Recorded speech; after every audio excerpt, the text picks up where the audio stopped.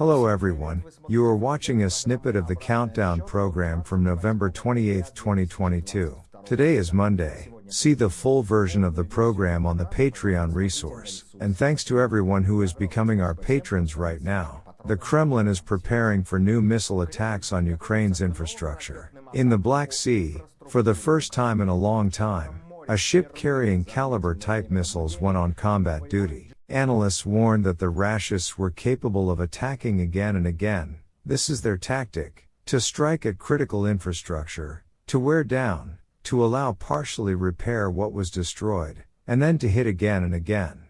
Ukrenergo says damage to electrical installations is so great that 50% of demand cannot be met. The strikes hit power plants across the country, from Kyiv to Odessa in the south and Vinnytsia in the west. Millions of people across Ukraine are facing power outages in freezing weather due to Russia's relentless attacks. Prosecutor General of Ukraine Andrei Kostin compared the actions of the Rashists with genocide, as the intention to destroy, in whole or in part, a national, ethnic, racial or religious group.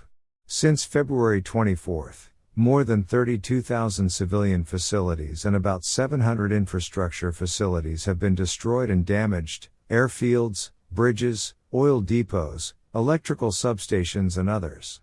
Moreover, 97% of the destruction fell on civilian facilities, and only 3% on military ones, said the Deputy Minister of Internal Affairs of Ukraine Yevgeny Enin. Having no clear success on the battlefield, the Rashists adopted the tactics of cruel terror, especially now, when the masks are dropped, and all things are called by their proper names. State Duma Deputy and retired Lieutenant General Andrei Gurulev does not hesitate to reveal the Kremlin's terrorist plans on the air. Of the most important objects, those are taken that instantly affect the viability of the entire state. This is how they whipped the energy sector today. Does this affect the viability of the state? It has a drastic effect. And what they say, there is no water, no heat, it's all nonsense. The industry has stood up, that's the most important thing. The industry that worked and made money, once. The industry that repaired and produced weapons, did it produce? Produced, too. And the industry that was able to do something else.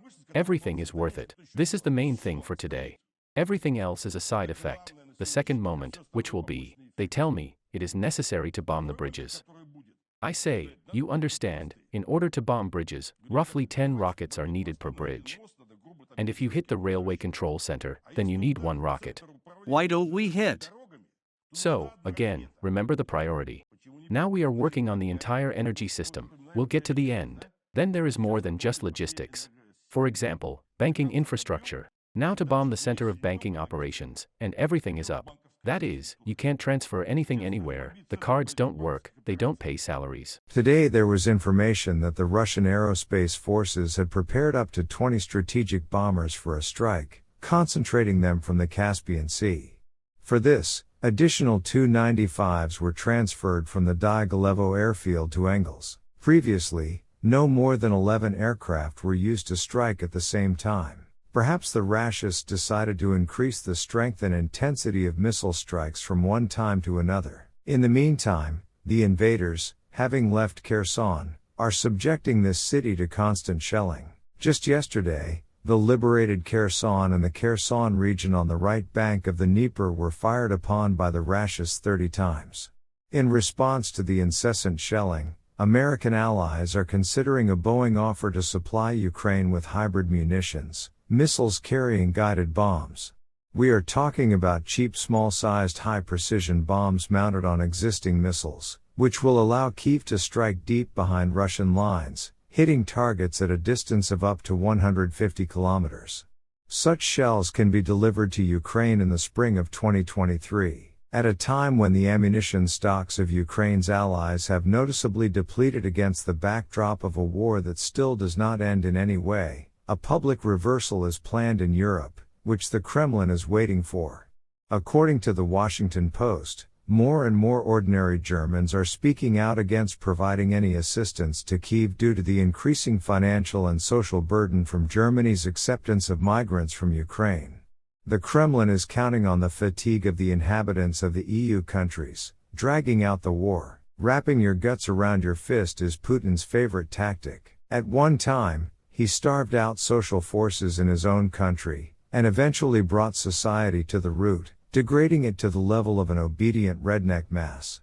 Now he wants to starve out Ukraine, bringing the Europeans to the highest stage of irritation from the Ukrainian topic itself. If it was not possible to win on a swoop, Putin always has a fail-safe plan, to drag out an uncomfortable situation for so long that everyone is exhausted and start negotiations, and only then, to get time to accumulate new forces in the name of new aggression.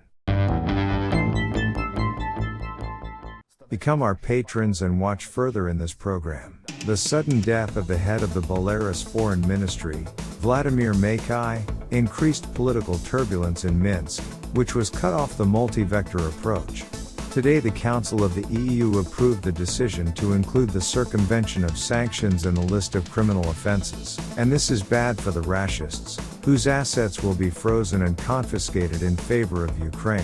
In China, the outbreak of the ill-fated COVID epidemic is again, and the Chinese themselves are protesting due to severe anti-COVID restrictions. And the last one for today, Russian banks began to massively refuse mobilized credit holidays. That is, go to the trenches for Putin, but do not forget to pay. Despite the statements of the head of the central bank, Nabiullina, that Russian banks would without problems provide credit holidays to mobilized reservists, the latter faced refusals or massive errors in applying for benefits.